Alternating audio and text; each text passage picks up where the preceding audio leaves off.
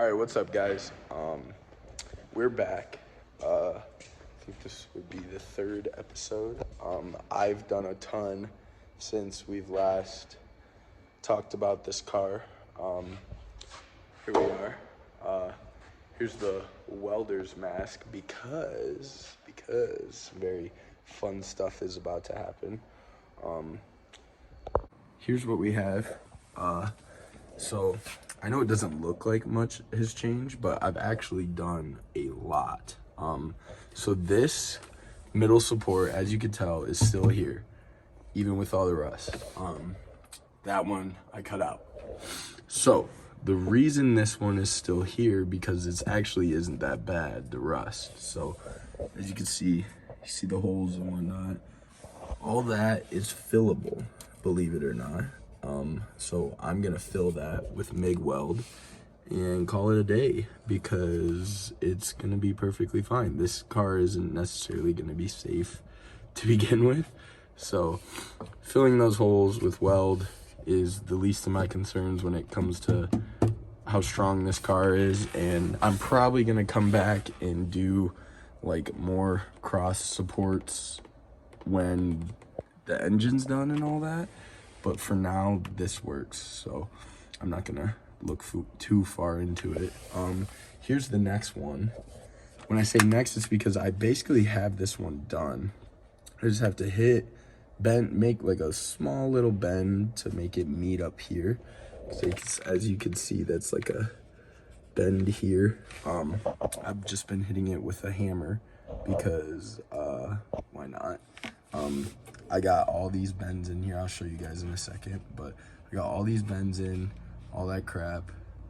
I had Dom come and help me sand the undercoating away. I'll show you guys that. It really took a while. He saved me a ton of time. I'd say a couple days of time, because I only get to work on this after work, really. So it's only a couple hours, and he probably saved me, I'd say, a few days, because I would have been sanding that shit for a long time. But yeah.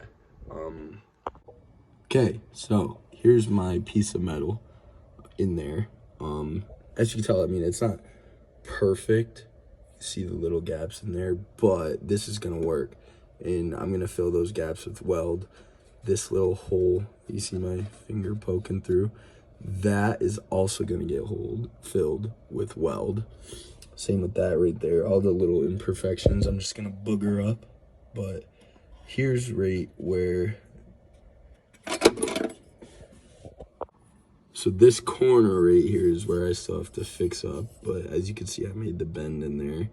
Just really hitting it with a hammer a ton of times and measuring 1,000 times to make sure it works. But I got it after a long time. So as you can see, it just lines right up in there. Perfect. So I'm gonna do that for here, and obviously the big kahuna over there. But it's taking a lot of time. I knew it would. Body work takes a ton of freaking time, and as you can tell, stuff rusts already. That's surface rust, so I have to clean this up before I can even weld it in.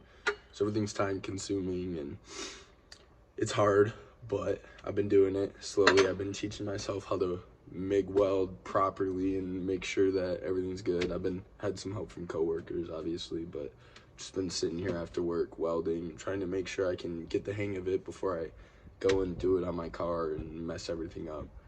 But so I'm gonna obviously do the interior, like do the patch panels there, and then I'm gonna do the frunk. Kind of not thinking about the front at all, because I know it's going to be the hardest part, and I'm going to do it probably in like 4 parts. So don't worry about that. We'll get to that soon. But yeah, so I've really just been working away. I know it doesn't seem like much is getting done right now, but it is. It's just a long time consuming. But yeah, I'm excited about where it's going so far.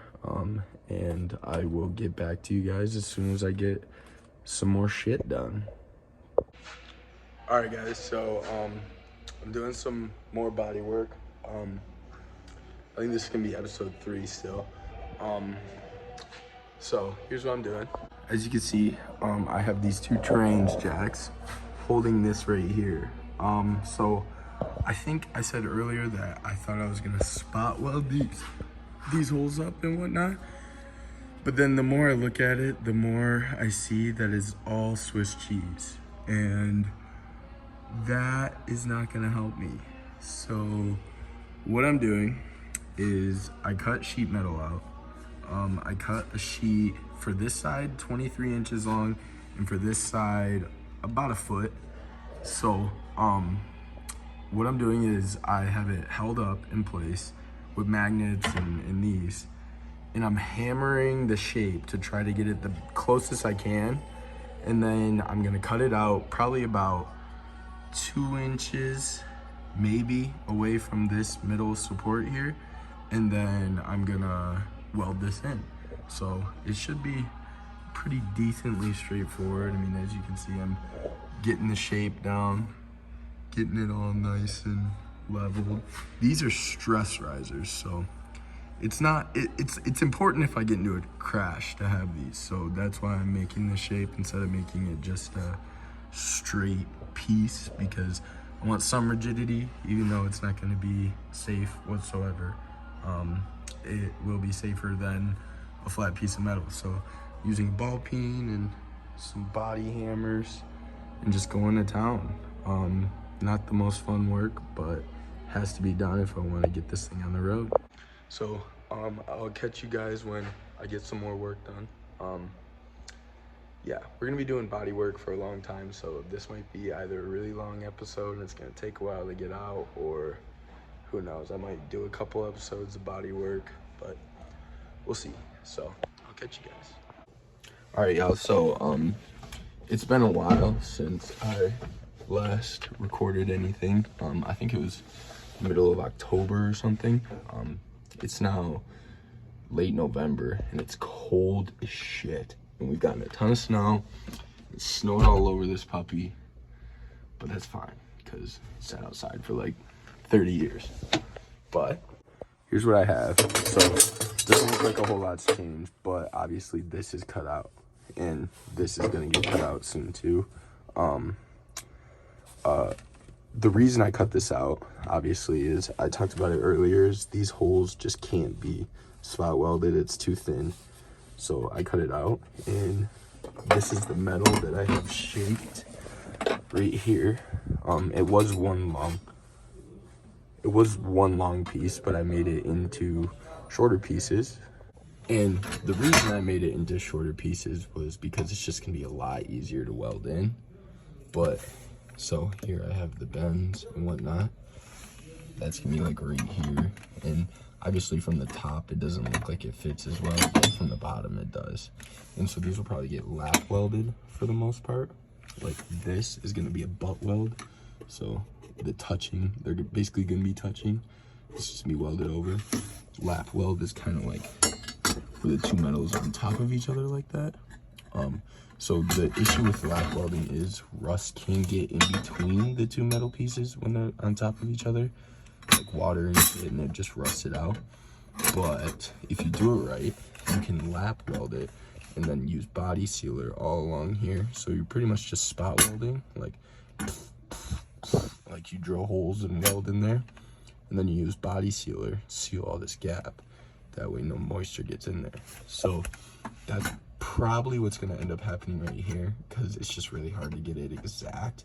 You can get it close enough and just lap weld it. So yeah, that's what I have done so far. This is going to be the end of episode 3. In episode 4, we're going to be doing a lot of welding, obviously. Just going to finish up this body work. Obviously, I'm trying to get the driver's side done, and then the passenger side, because passenger side is going to be a whole different ball game. But with that being said, thanks for watching, and make sure you leave a like, subscribe, comment if you have any questions. And yeah, see you guys in the next video. Just thought you guys need a little shot. But yeah, still looks like shit. All right, guys, this is my buddy Tom's Eagle. check this out. He's got it going. It has an AMC 360 in it. V8 swapped out of what are these in? Wagoneers. So obviously these didn't come with that, but it's fucking sick. He's got like some American flag shit on it, and then you don't have the. Here's the radiator he's putting on it to match it. He did all this himself, which is cool as shit, and I really want to do it. Wasn't this aluminum radiator off of Marketplace?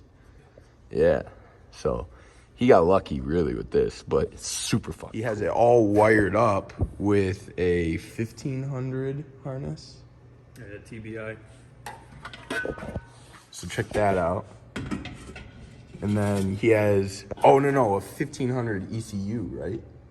Well, yeah, that's the ECU harness and TBI. Yeah, out of a Silverado 1500 into this thing. This is literally just a parts bin car. I mean, he has like parts off of Monte Carlo, all this crap jammed in here. It's cool as shit. And then this was his recent like adventure because couldn't get the power steering to figure out. So what's that off of? Well, that's a performance power steering pump. Still a Saginaw, but it's higher flow rates because I have a F41 steering box and a Hydro Boost setup. So all that crap. And then this, what he's doing right now is this push rod right here on his master cylinder is not long enough. The intermediate push rod between the Hydro Boost and the master cylinder needs to get cut down to size. Yeah, so it's too long. So he's been trying to figure that out, but this thing's fucking cool. He's gonna be ice racing it. Yeah. That's the plan at least, right? This is the winter car race car. Stud the tires, ice